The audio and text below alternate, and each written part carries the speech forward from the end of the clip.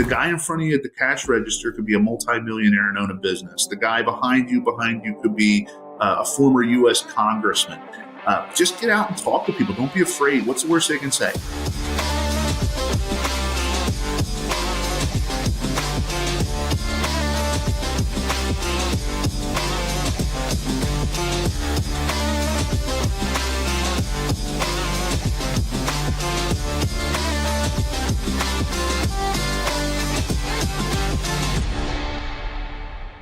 Hey, welcome back to the Josh Lustig Podcast, where we explore the path to true freedom through mindset, business, family, and just growing as a human. Today's guest is a force of wisdom and work ethic. Sean Kling is a history buff, world traveler, and author of the book Outwork Them All, a Gen X guide to business and leadership. He's also the creator of a YouTube channel called the Kling Connection. In this episode, we dive deep into what Gen Z can learn from Gen X, especially when it comes down to resilience, patriotism, delayed gratification, and rediscovering the value of trades and communication, and just some good old family traditions. Sean shares powerful stories from his own life, insights on the shifting role of technology in society, and what it truly means to build a legacy through hard work. So, whether you're a young entrepreneur, a parent, or someone searching for direction in our noisy world, this conversation will challenge you, ground you, and hopefully inspire you. Let's go right into it with Sean. Thanks for joining the show, Sean. Thanks for having me, Josh. Absolutely. So we've talked a little off air about our goals of igniting Gen Z, the next generation. And you've got a couple of Gen Z kids. Do I have that right? You have some daughters, you say? I have two daughters, age 20. One will be 22 next month, and the other one will be 21 at the end of the year. Oh, awesome. Okay. And do you have you said two daughters, 21 and 22. So you're dealing with a lot different ups and downs and challenges and awesome, joyful moments than me. I've got 4 kids age 7 and under. So different life scenario.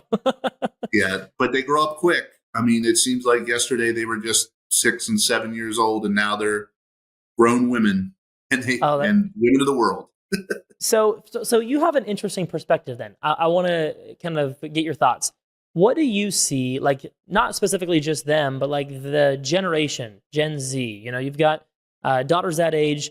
What are you kind of seeing some of the common struggles or challenges that maybe Gen Z are facing from kind of like a dad's perspective right now? Well, the world is definitely changing. The world changes all the time. It's even different, from when I grew up, and our parents, they raised us for the era that we live in at the time. So for us as Gen X, which I am, to raise my kids the exact same way my parents raised me, it's a different world. Technology is involved. Everything. The world is smaller now.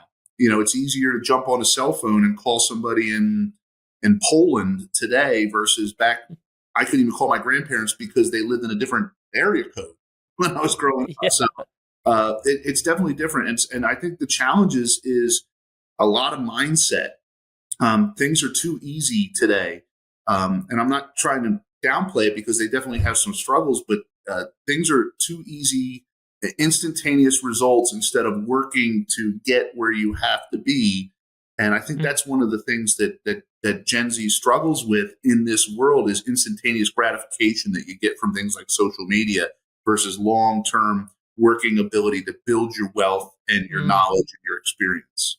Yeah, I mean, instant gratification versus delayed gratification is a big thing that we talk about. And it's like, you're kind of in a similar business. Like you've done some like insurance adjusting work and stuff like that. And I'm clearly been in the insurance business for a little while. And you find like when you're selling insurance, you are forced to embrace delayed gratification. You are, because I might sell an employer or help an employer sign up, 50 employees on a group policy.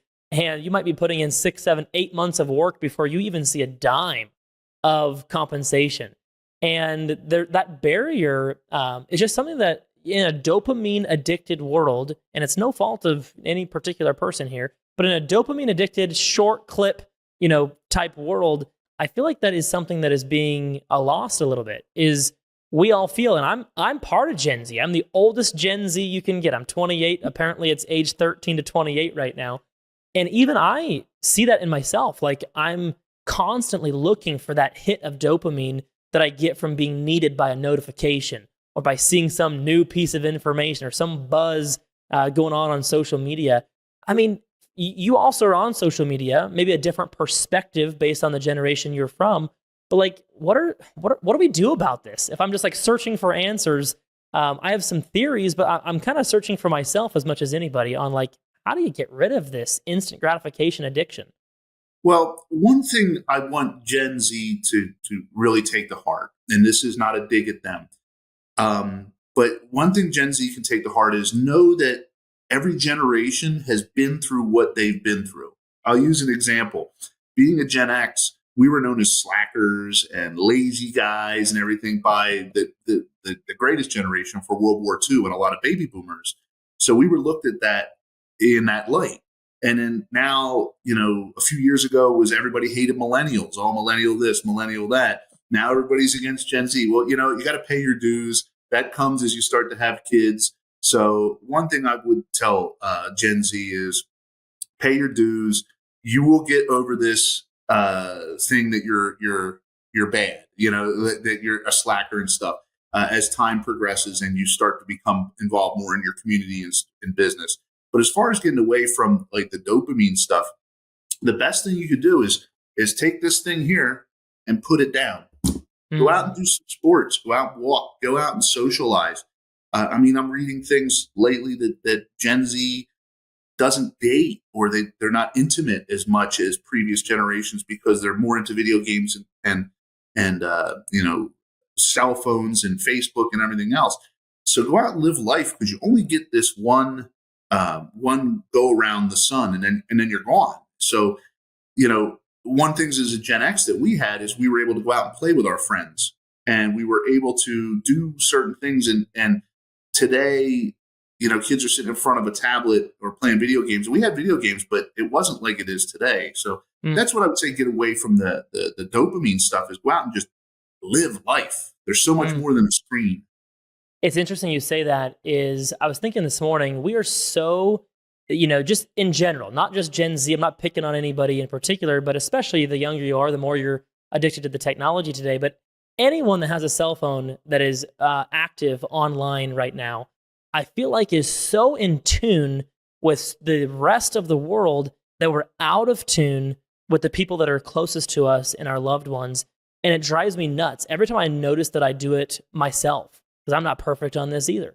Every time I notice it, I'm like, put the damn phone away and go be with the people that are right next to you. One time I walked into a group of teenagers, and these are, we'll just say friends, maybe some relatives as well. But I walked into a group of teenagers sitting in a circle, and there's like 6 of them, sitting in a circle. Literally all of them are on their phones, and they're texting each other. They're texting each other while we're sitting next to each other. And then people will say, okay, like, Josh, you're criticizing these people. No, I'm actually not. What's a phenomenon here is that this is just how society is now. And there's outliers that are starting to reject it, that are maybe in their mid-20s now, that say, look, we're starting to have babies, and I don't want to be the parent of a young 3-year-old that is connected to their iPad at dinner at a restaurant. I got some heat for posting that today, Sean. I said, or yesterday, I said, stop going to restaurants and plugging your kids into iPads. The temporary ease and comfort as the parent that we are gaining, and then this is hard. This is hard for me, even my own self. But the temporary comfort and gain today, our kids are going to pay for that for the rest of their lifetime in all these bad habits and lack of communication skills. So, what is something that a Gen X perspective on like communication and learning how to communicate, growing up in a way where there was really not a lot of technology compared to today? What's maybe something that we could adopt from you guys on this? I would say the best way I could look at it and answer that question is when I was growing up. My grandparents' generation, even my great grandparents' generation was still around. Unfortunately, most of them are gone now through time and attrition. And communication was key. One of the things we used to do was always on Sunday, we would go to our grandparents' house and have dinner. So my parents would load us up. We'd go to my mom's, mom and dad's house and have dinner. And you'll learn by doing those things and spending those time with those people that you learn a little bit about not only yourself, but your family and where they came from. And I'm a firm believer that the life stories that you tell and pass on to your kids and grandkids keep you alive for future generations. So that's one thing. I think the other thing too that you can probably take away from us is, we did have things like MTV. We did have things like Nintendo. We did have things like Sega Genesis.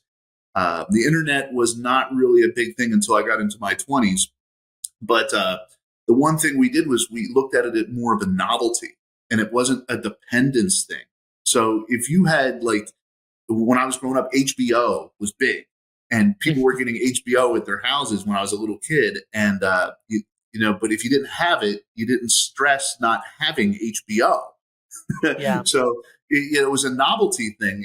Facebook first started out, everybody's like, they're just saying stuff. It's Facebook. Who cares? Now people are like making death threats on Facebook and stuff. So just look at this technology as a novelty. Worry about what's in your life in front of you, how you take care of your family, how you perform, and how you live your best life. And it's funny you're mentioning this this concept of, like, there's a difference between some technology and others. For example, watching a family movie together as a family, in my opinion, is much different than everyone having their own personal device and being connected to it, because it's now a family event. We are watching a movie together, my 4 little kids and my wife and I, and we're sitting there eating popcorn. We're laughing at the same jokes in the movie. We're getting emotional, at the same sad parts in the movie. People are still kind of interacting with each other, rather than I'm vehemently against the personal device constantly being on with everyone has their own headphones in, because now we're individualizing our own little bubble and experience of the world rather than, participating. So I don't think all technology is created equal, and I just appreciate your perspective.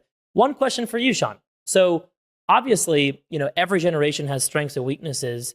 We can certainly, as Gen Z, learn a lot from baby boomers, from Gen X, from millennials. What's maybe something that your daughters, being in the Gen Z, that have taught you, like as a Gen Xer, learning, hey, that's kind of a fresh perspective, or, oh, that's kind of an interesting point. Maybe what's a thing or two that you've kind of picked up from this generation? It's funny that you ask that. My daughters tend to be a little bit more like my grandparents were. Their personality, their attitude. Now, I'm not saying all Gen Z is like that. The one thing I'm learning from them is their personality, their thought beliefs, their stance on certain subjects is more reminiscent of my grandparents' generation. It's nice and refreshing to see some of that. Not all the time, but sure. And they're definitely more educated because they've gone to college. My grandparents didn't even graduate high school. They've gone to college and they've experienced and have more history in the background to learn about things than my grandparents did with certain things that have happened. But I've learned from them that if you sit back and you watch them, you see that shadow of that lost generation just a little bit. And are you saying in what capacity? So like I do agree with you. I think that there's a resurgence of some things. I've seen it in one category specifically. I've seen it in, maybe it's just more information, maybe it's more coming to light. But I would say that most of the people in this age group are very open to the idea of, like, we want to have a little farm and have chickens, and maybe not every single thing a doctor says is 100% gospel truth all the time, and maybe going kind of a little the whole traditional wife, the traditional husband. I feel like there's a lot of resurgence on some of those topics. Are those some of the things you're hitting on, or am I completely off base on that? No, that's 100% on base. Like, my grandparents didn't trust banks. They hated banks. And it's understandable. They grew up in World War II, the Great Depression. You just didn't trust banks. But they did trust their local doctor. Whereas the kids today, you're seeing they don't trust maybe that local doctor. Maybe they're not trusting the news media. Maybe they're not trusting just because somebody says something, whether it's me or somebody on TV or a friend, that it's gospel. you're starting to see where they want to settle down with one person and not just willy-nilly date and have, relations with everybody else. So you're seeing that a little bit, that distrust. You're also seeing, which I haven't really seen in quite some time, a stroke of patriotism. Mm. When I was growing up in the 80s, Ronald Reagan was the man. Like, Yeah. It didn't matter if you're Republican, Democrat, Independent, black, white, gay, straight. Everybody loved Ronald Reagan. And it was like a time where you had flags and people believed in America, and it was the Cold War. And again, I was a young kid. I was a teenager by the end of the 1980s, a young teenager. But you saw that, and a little bit of that in the early 90s after Desert Storm, but then it kind of went away. And it went away for like a long time. Then 9/11 happened, and there was some patriotism, and that was around for a few years and started to wane again. But you start to see this patriotism like our grandparents had, where they love their country enough, and they're not taking the BS that people are telling them. And there's a good portion, not all of them, but there's a good portion of that it gives me some strength to know that some of these kids and young adults are willing to make the sacrifices like our grandparents did. They have a lot more in common with the greatest generation than what they think. So why do you think some of that patriotism kind of left in that time period that you're talking about? Like, what do you think causes this? If you can put your finger on it, I'm genuinely just very curious. So in the late 90s, after mid I would say mid 90s, late 90s, you have the end of the Cold War. This is the history buff in me coming out. The end of the Cold War. When I was growing up, everybody went in the military. Gen X, you either went in the military, you went to rehab, you went to jail. That's what we did. A good portion of people went to the military. I love that. I had uncles and great uncles and grandparents and father and everybody else were in the 1940s, 50s, 60s, 70s, all went in the military. So there was always that big patriotic push because they had served. A lot of them been in combat. A lot of them were career military. A lot of them went to law enforcement afterwards. And then the late 1990s comes, and you have this country with really out of purpose. We had fought in the Second World War in the 40s, and getting this big Cold War, and then 1990, 91, 92, the Cold War starts to end, and there's this big, huge military, and there's no purpose. And about that time is when technology starts coming out, and big time technology, and you start to see a sway in the media, you start to see a sway in education, you start to see a sway in how people are approached. CNN becomes a big thing where you have 24-hour news stations, and what gets headlines? Negative things. Regardless if it's a Republican, Democrat, or Independent, things start getting big headlines. Sure. They feed off of this. So you see this kind of downward spiral in the 90s, which they don't really talk about. That's when I was in the Army. The morale of the military in the late 1990s was piss poor. And then September 11th happens, and everybody kind of rallies around it, but the country. And then what happens? Well, politicians and the news media start getting involved after September 11th, and they start pushing that narrative, and now we are where we are today. And a lot of this, you think this resurgence in patriotism as of late, you think it comes from just like more information being available and things coming to light that maybe people used to call conspiracies that are now starting to be kind of confirmations? Are you thinking some of that has to play into this, or what's the main factor? I think that has to do with it. It definitely has to do with it. A lot of conspiracy theories, tinfoil hat stuff, whatever you want to call it, has been made true. A lot of it is not, not the way we were educated. I think people are tired of the victim mentality. Everybody has a victim mentality. I'll give you an example. My grandmother, my father's mother, her father, my great grandfather, I met him. He was World War I. He was a little boy. I was a little boy when he died. He was a mailman when he came home from the war, and he worked as a mailman, and he retired in the 1950s. And I remember my grandmother telling me that the neighborhood kids made fun of her because her father was a civil servant. People didn't work for the government or go in the military. unless you couldn't get a regular job. And in today's world, everybody's trying to vie for those government jobs. So you see this big sway in the way that the way that things work. I think you're starting to see now with a lot of mass layoffs.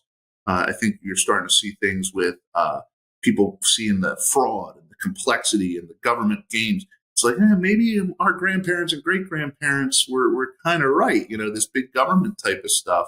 And I might be totally wrong. This is just what I see. I also see a resurgence in patriotism too. Is that when growing up, my grandfather was in World War II. My father was in Vietnam, and these were things that you were very proud of as a kid. Everybody had that. There was a lot of veterans around, and today you have these guys that are millennials, Gen X, that were in Iraq, Afghanistan, Desert Storm back in '90, and I think a lot of kids take that are Gen Z and say, hey, my father was in Fallujah, my father was in Saudi Arabia in '91 or Somalia in 1993, and I think that brings back that resurgence of your family pride that we had as kids, knowing that my father was in Quezon, my grandfather was at Iwo Jima. There's something about somebody, regardless of if we agree with, a certain war or a certain battle, whatever, regardless of that, there's something just flat out noble about somebody saying, I'm willing to literally die for this cause. And I'm not here to argue, should we be there or should we be here? That's not the point of this conversation. There's something inherently noble about a man or a woman that stand up and say, I'm willing to die for this cause. I believe in it that much. And here's what I'm about to do. I'm putting my money where my mouth's at, and we're going to go do the thing. So I have a very deep respect for anyone that has that level of commitment. That goes beyond politics, beyond should we be in certain situations. Sean, I'm really curious. So you have this book, I believe it's titled Outwork Them All. Is that the title? Yes. And it's about Gen X. Why don't you explain that a little bit and kind of what that means to you? Like this work ethic, where do you get it? How do you think the next generation can, model that type of behavior, or should they? So the interesting thing about Gen X and really how I based my book, Outwork Them All, is a lot of us started our career, getting job. Everybody gets that high school job. You work at a pizza place or, I swept floors at my father's company when I was 13 years old. That was my first job. But when we started our career, we were working with that World War II generation. There's people that lived in the Depression. They didn't look for a hand out. They looked for a hand up. And then, through time and attrition, they faded out of the workplace, and we were working with the baby boomers and then the millennials. And by the time Gen X retires, there are people that are not even born yet that we will have been working with. And we span this time that'll be of people that have lived over the course of a century in gathering their work ethic. And as a Gen Xer, we're able to apply that pre-digital age world where you worked with your hands and you went to a vocation and you did certain things. And then we can also apply the new technology where people were making money doing TikTok videos and crazy stuff. So the book itself is about using old world ethics, old world working ethics, and applying them to the new world. There's a guy out there right now named Mike Rowe. Everybody knows him. He did a show called Jobs. If you can ever get him as a guest on your show, you should. He is really pushing this trades thing, working with your hands, becoming a mechanic or a welder, electrician. And I totally support that. The first portion of my life, outside of my little stint in the service, I was a welder, pipe fitter, millwright. I worked with my hands. That's what my father did. My father had a 9th grade education, and him and my uncle, God rest my uncle's soul, started a business. At one point, they were making $20 million a year in sales. And this is back in the 80s and 90s. And this was as welders? Welder, like owned a welding shop? Yep, they owned a company. They employed 150 people, and they used to travel around the country building production facilities, conveyors, any type of food plant. They would build all the packaging equipment, and that's where I worked. And I spent a lot of time with these guys that were all roughnecks. These guys, most of them didn't even have a high school education, maybe a little military training, but they learned to work with their hands. And there was a time when you brought in illegal immigrants or people to do work, everybody kind of looked like, you don't want to hire that company. They brought in all these people from south of the border to do the work. And there was a pride and nobility in what we did. That was a big portion of my younger life. And there's nothing wrong with that. And the book states that there's nothing wrong with getting your hands dirty. The things that I learned from my father, my grandfather's, the late Stevie Kitchen, who was one of my mentors at Universal where I worked, how to change a tire, how to jumpstart a car, the difference between a socket wrench and an adjustable wrench. These were things that you learn and you can carry with you your whole life, and you don't always have to pay somebody to come over and fix your sink. You don't have to get somebody to change your tire. These hard skills you can use.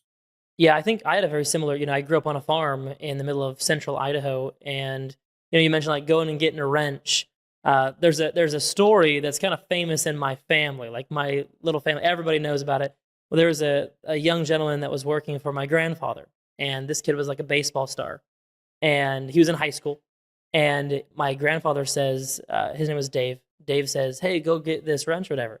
And finally, one day, this kid would like saunter over to the workbench and grab a tool and bring it back to him.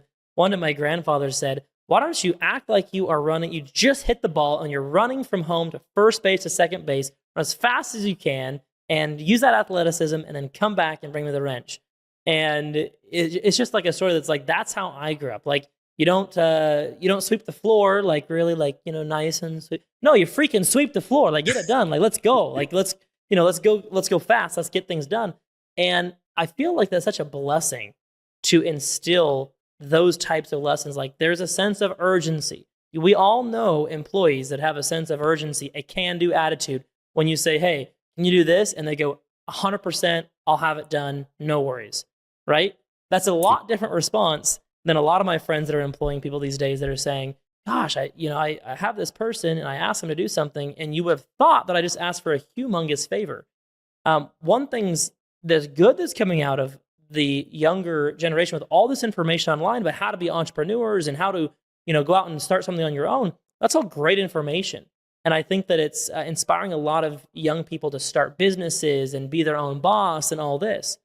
The flip side of that is I am seeing that a lot of us don't know how to have a boss, right? Because we've been told that that's a bad thing. Right. So you've been an entrepreneur. You've also had some jobs. Maybe talk to me really quick before I go into the next subject, but maybe talk to me about like, what's the balance there? Like, do you have ambition and go do it on your own?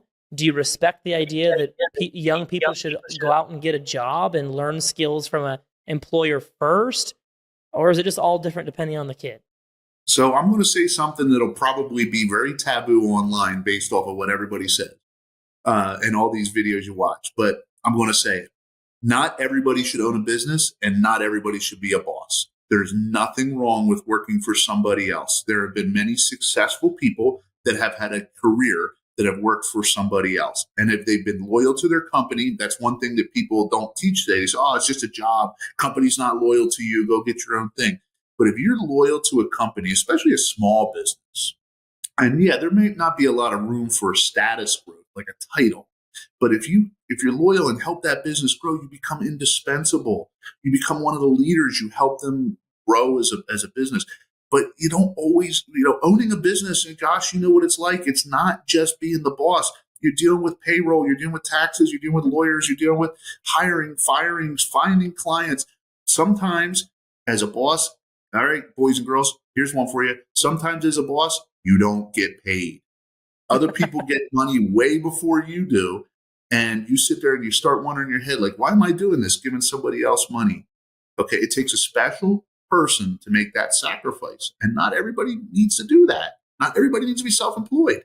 Yeah, the one that cracks me up the most is like just being realistic with what it takes to be an entrepreneur. But the one that cracks me up the most is I'm going to go out and be my own boss so I can come to work whenever I want and I can make my own schedule and I can do all these things. It's like this lifestyle type business. And sure, once you make it, once you get there through a decade of pain and suffering and figuring life out and not being able to make payroll one month and selling something to do that, like once you get through all that, sure, maybe there's some days where there's really a lot of flexibility and you can take a week off and go on vacation, whatever. But to be real, when you're the entrepreneur, the boss is the customer. And it takes a lot of energy and effort to report to 100 customers, 1,000 customers, 10,000 customers, and be the buck stops here person. And I think people are just unrealistic. I think entrepreneurship is great. I'm a huge proponent of it. For the right person, go out, just be realistic of what that looks like. And I think that a lot of the subject we're talking about, like work ethic and stuff, definitely help in that process.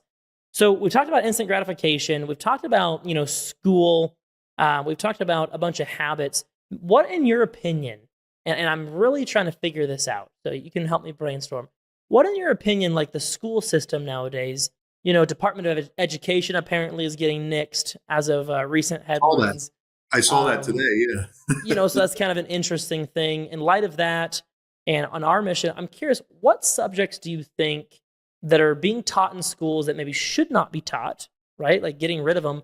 And what are some topics that you think just don't get talked about enough in school? And like, hey, we should really reintroduce, or maybe for the first time, introduce these subjects, X, Y, Z, into school systems to teach kids, what really matters.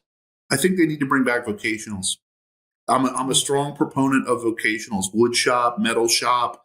I think that athletics are a key. Kids, people in general, I'm a bigger guy.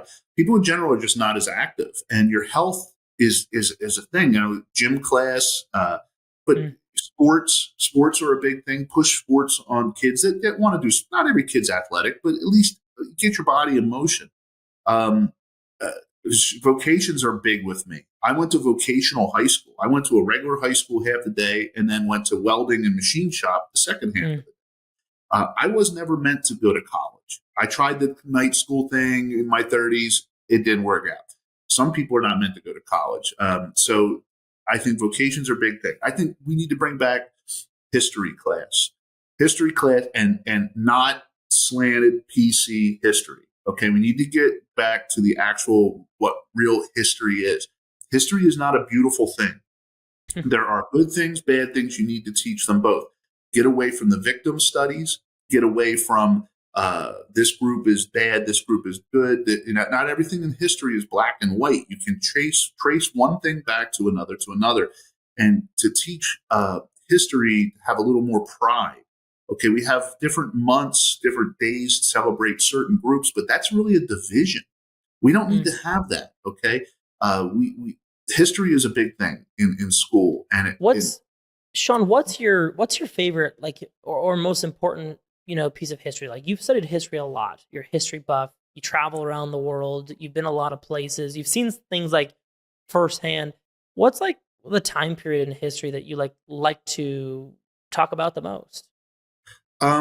Well, I mean, I'm originally from Pennsylvania. That's where I grew up. So it's the home of the American Revolution. I grew up right outside of Philadelphia. You couldn't throw a stone out your window without hitting something historic.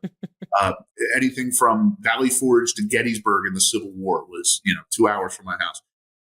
But when I did go to school at night, I did do a historiography. And my favorite period of the historiography was the post-Civil War to pre-World War I period. That basically the Gilded Age, they called it. And there's so much to be learned about this society, how we went from an agrarian society in the Civil War to a production society with mass immigration. It's funny that this comes up. I was actually talking to somebody about this the other day. Gen X has more in common with the generation that Theodore Roosevelt lived in than anybody else, because there was such societal change and such growth and expansion. There was multiple small wars compared to big wars. Just so many things in common with that generation. And it's ironic they were born a century before Gen X, almost to the day. So that's my favorite period in time. And like when you say like teaching history without the bias, who gets to decide that? Like, okay, how do we go about that? I'm brainstorming with you here. Like, do we teach just like from source files, kind of like classical education, where it's like, go read the Declaration of Independence and debate it in class, or go read the Constitution and debate it in class among your peers. Because otherwise you're looking at history books that are deciding what the spin is on certain events in history, etc. I mean, what do you do to take some steps that direction?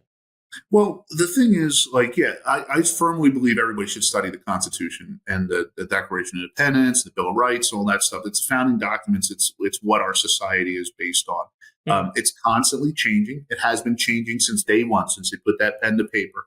So it's constantly interpreted different by each generation. As far as outside of that type of stuff, hands-on history is key. You know, when you go to a place like Gettysburg and you look across those big fields where Robert E. Lee ordered Pickett's division to march on Webb across the fields, and you can feel that history, you can sense that history. Politics is out the window. You imagine yourself as a 17-year-old private in the 14th Virginia Regiment that has just joined the Army a year ago, and all of a sudden you're going across this field and nobody knows whatever happened to you, and you're forgotten the history. That's the type of history we need to take.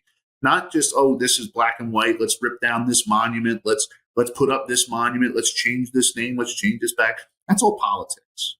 That's all politics. And we need to get away from it. Hands-on. So I have these young kids, and I'm thinking that's what we need to do. Where not everyone has the ability to, necessarily go out and visit everything in person. But I need to spend some time getting my kids around that, like in-person learning history, kind of like when I was in high school and we had a chance to go to Italy. And you're going through, and I'm like, I'm a Christian. I'm sitting there literally next to the bones of St. Peter. And you're like, this is crazy. I can physically touch the stone and the wrought iron bars that are at the place where St. Peter and St. Paul were imprisoned. You're like, this is nuts. Like this, even if it was off by a little bit, let's just say that this over time, they're off by, a little bit. I'm still physically in the same part of the world looking at very similar things. There's trees that are that old. Like it's insane when you're there and you experience it firsthand. And so I agree with you. I think it's a little bit difficult for everybody that doesn't have the financial means or the time to like go and visit. I guess they could visit local history at a bare minimum. Is like visit your local history and learn about that. That hands-on stuff. Yeah, I'll tell you what. I mean, it's in my book. I kind of bring this up, and I talk about some of the influences in my life. And it doesn't take much to look at somebody like a John Quincy Adams.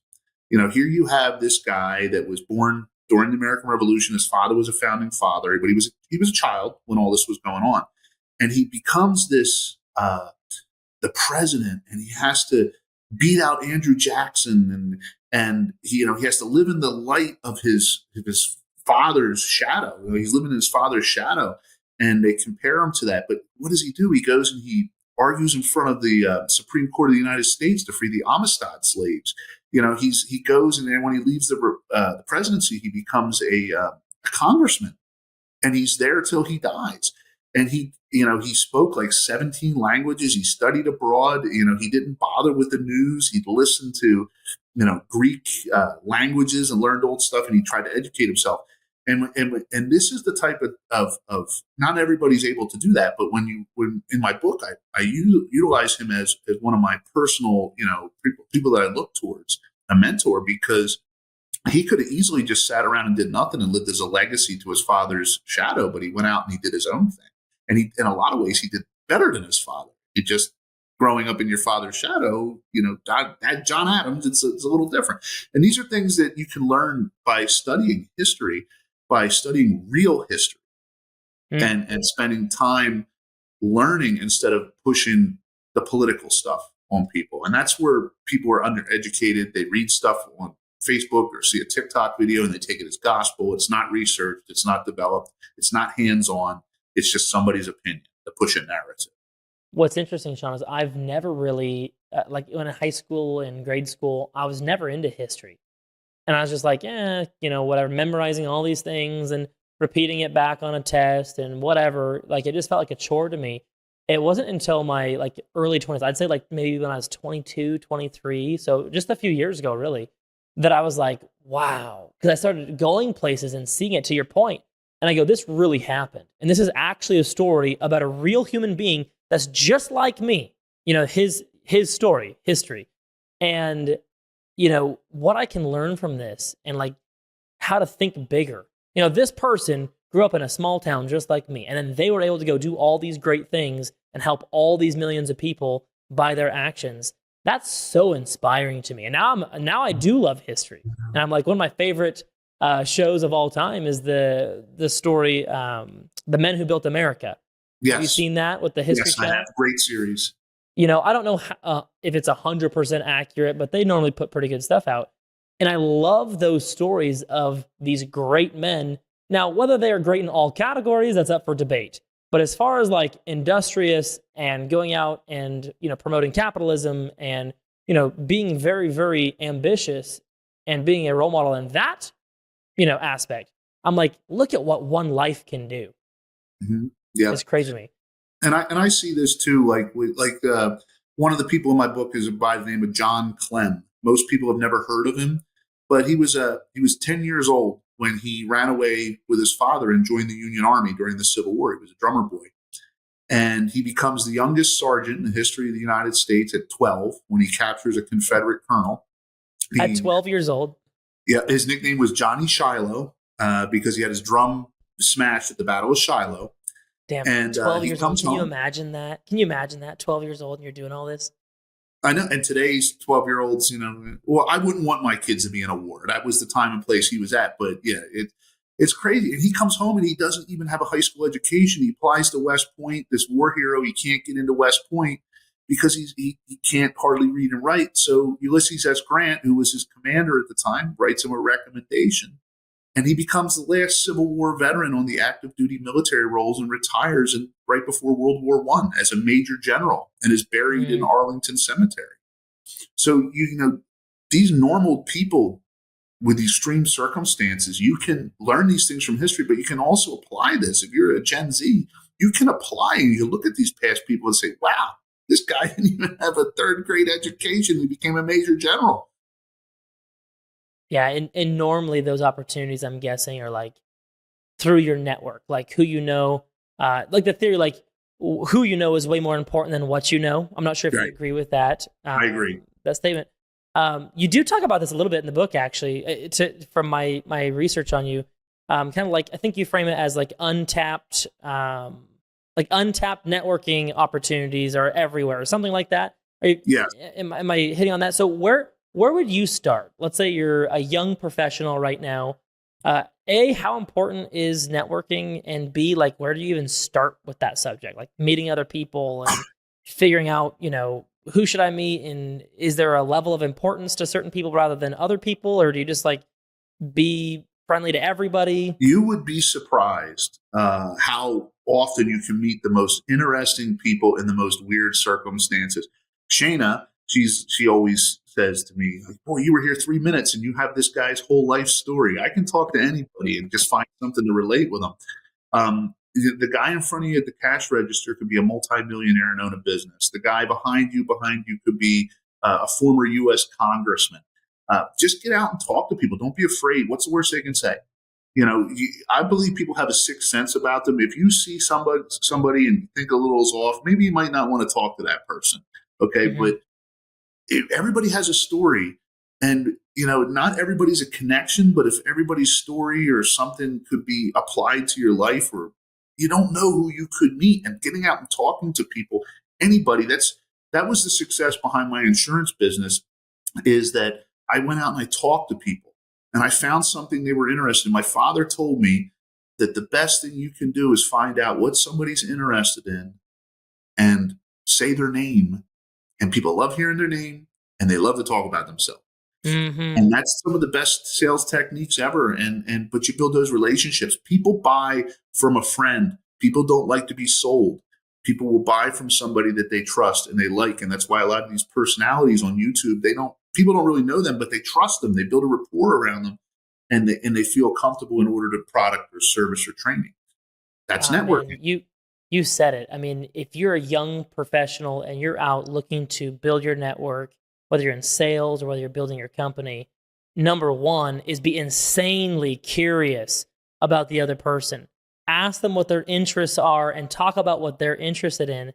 it sounds so simple because it is simple, yet most people without training and learning this and training themselves to be like that will go on and they will have a conversation where they think they have to be interesting. So they'll go into a conversation, Sean, and you've seen this, I've seen this, and I've done this, where I just word vomit about what I want to talk about. And like the whole conversation is me just trying to look intelligent or look a certain way or be interesting. Well, the best way to be interesting is to be interested in the other person and to understand what their likes are, what their goals are. One of my favorite things to do is walk up to people and say, yeah, I don't really love small talk, so if you don't mind, I'm just going to skip all that. I'm going to be a little bit bold here. John, tell me, where do you see yourself in like 5 years? Like, what are your big goals? What are you working on that you're most excited about? And I like to frame it that way because I call myself out. Yeah, this is a little bit bold, but that's just who I am. Like, John, what are you working on? Like, what are you super excited about right now?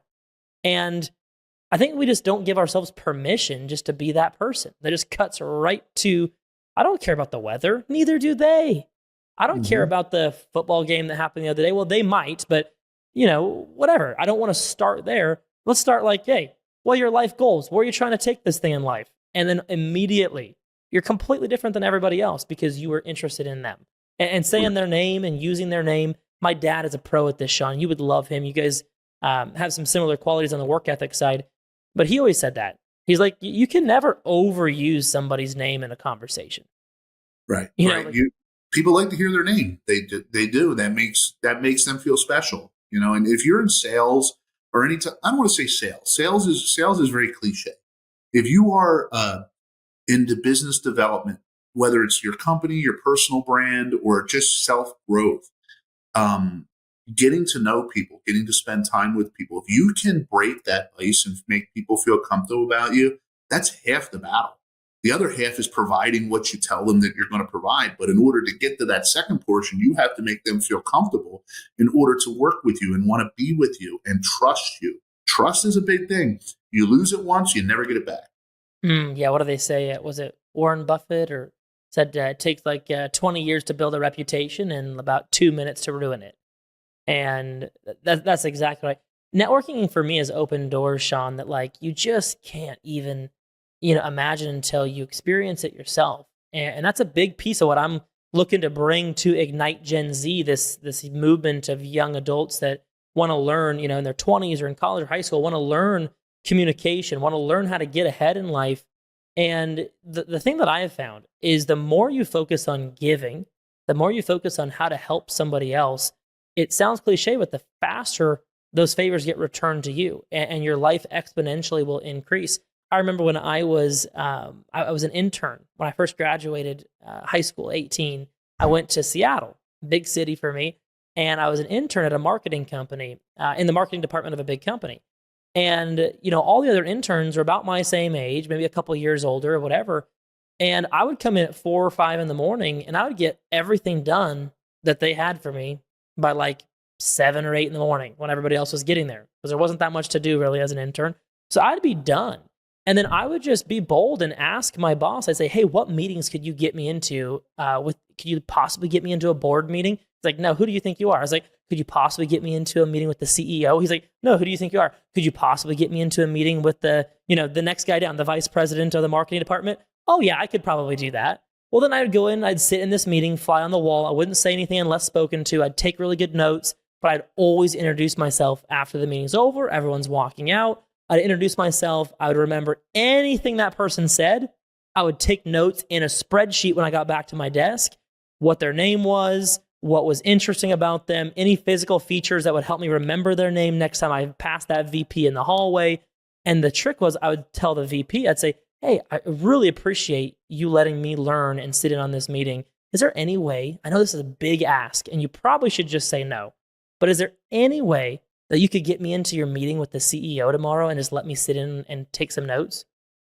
And you just leverage up. And all of a sudden, I'm sitting with the CEO, the CMO, all the C-suite executives, and I'm sitting in the corner as an intern just taking notes as an 18-year-old.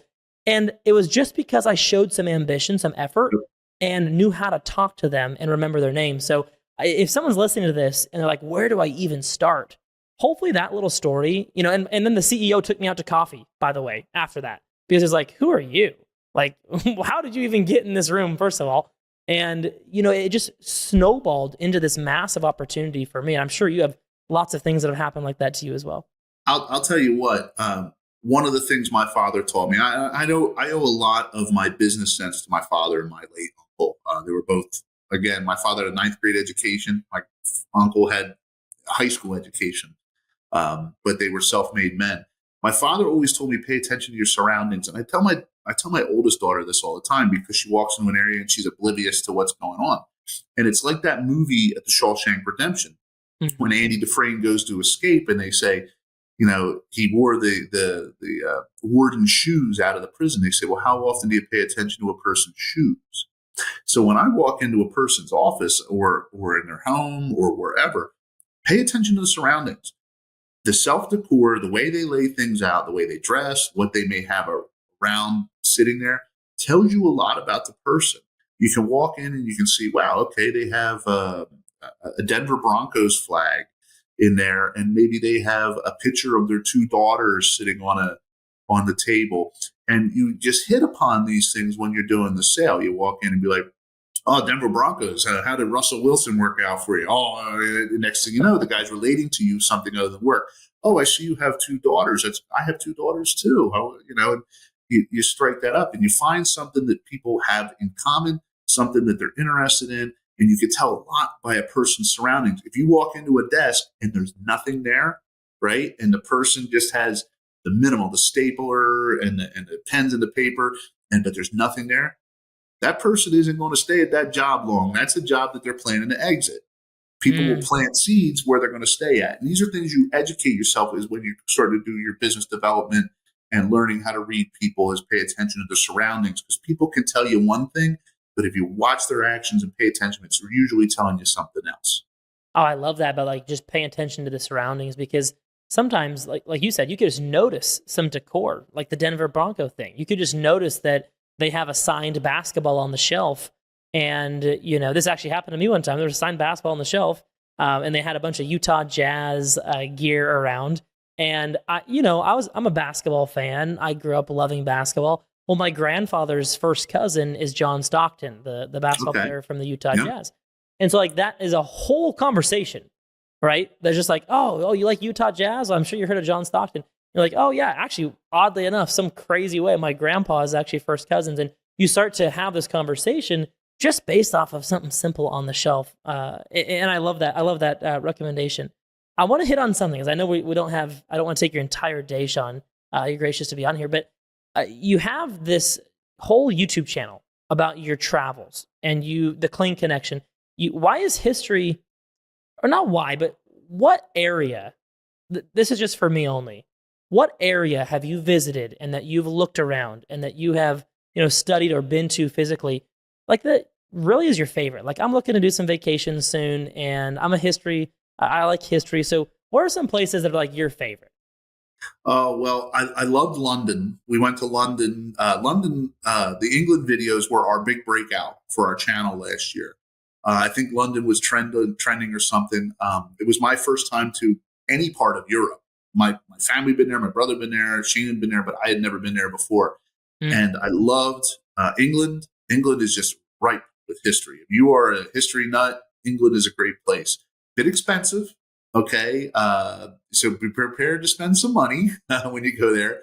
But London was I loved it. I loved it, and I plan to go back to Europe this coming summer. We have some trips for the Kling Connection lined up.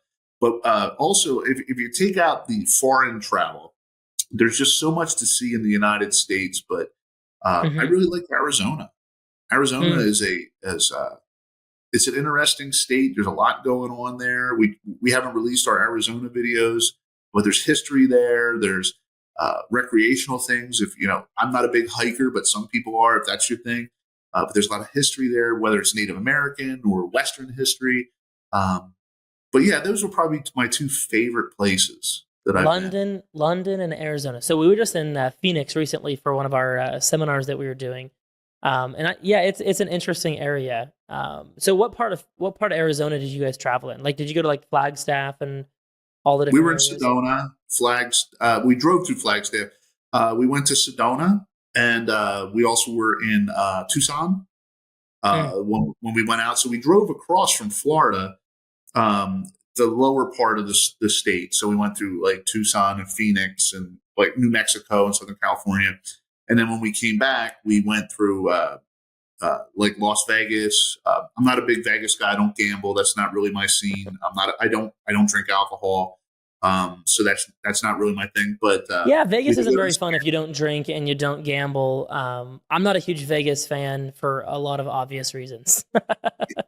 And then we went to Sedona. Now we're in Fort Worth today. We went over to the stockyards in Fort Worth. Highly recommend that if you're into cowboy history. And tomorrow we're on to our next adventure.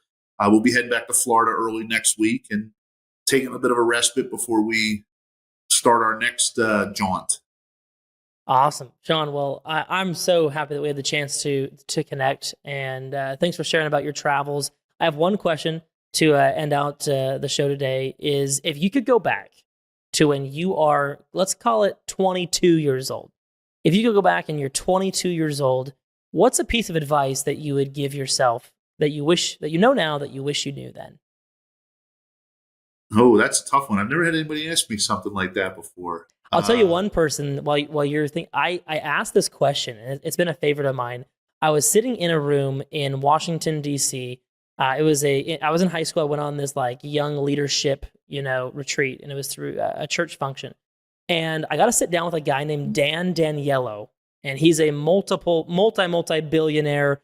He was a co-founder of the Carlyle Group, a private investment like equity firm, one of the largest in the world actually at what they do. And I just happened to be one of 15 kids in a room with this billionaire, some people that organized it, pulled the strings. And I asked Dan, I said, what's like the best piece of advice anyone's ever given you? Like if you go back in time to when you were my age, what would you tell yourself? And he thought for probably, Sean, I bet you he thought for 45 seconds, which is a long time when there's just silence with you and a billionaire. And I was very curious what he said. And he said, my grandfather told me this piece of advice, and it's been the best one ever, is don't do anything today that I won't wake up tomorrow and be glad that I did it. Like be proud of myself that I did it. Like don't do anything. Think about what I'm about to do. And this is timely advice for an 18-year-old about to go to college, right? He's like, don't do anything tonight or this afternoon that I'm not going to be proud of when I wake up tomorrow morning, when my head comes off the pillow tomorrow morning. And I thought, gosh, that's a great one. But anyway, that was one of the ones that I thought was kind of interesting on this question. I would probably say for me it would be appreciate. I'm in my late 40s now. Not an old man, but I'm not a young man anymore. And I've seen a lot of people come and go in my life, whether we worked with them or they moved on to different states or passed away. And I would say appreciate. I wouldn't be who I am today without the people that came before me that set that precedent. My grandparents, they're all gone now. Uncles, a number of friends have passed away, and life is fleeting. You could be here today, gone tomorrow, and they all had dreams and aspired to do bigger things, and a lot of people didn't. And the graveyard is full of people that have lost dreams. So I would say appreciate the people that are in your life now, because in 20 years, a lot of them will not be. I would tell myself that, because you think everybody's invincible, and then as one by one they start passing away or they leave. Not everybody has to die. Sometimes they just leave. They move on to greener pastures. Appreciate where you are and the people that got you to where you're at. Sean, that's you're actually making me emotional right now, and I'm like, why am I emotional? Like I'm listening to you talk. I'm like, why all of a sudden? Like what sparked my grandpa? So I have one living grandfather. My other grandpa was a very close friend. Like I went to their house every day on the farm. Like we lived about a half mile from their house. And I remember my uncle one time telling me, and I haven't thought of this story in ages. My uncle, Steve, shout out to Steve. He told me one time, he said, Josh, you think your grandparents are going to be around forever? And I'm telling you, they're not going to be. And you should go write your grandfather a letter about how much you love and adore him and all the things that you want to say thank you for. You should go write that letter, and you should bring it to him and give it to him like today or tomorrow. And you know what? I never did it. You just think, oh, it's going to... And dude, I was not very old, so I'm not going to beat myself up, but I was like a sixth grader, right?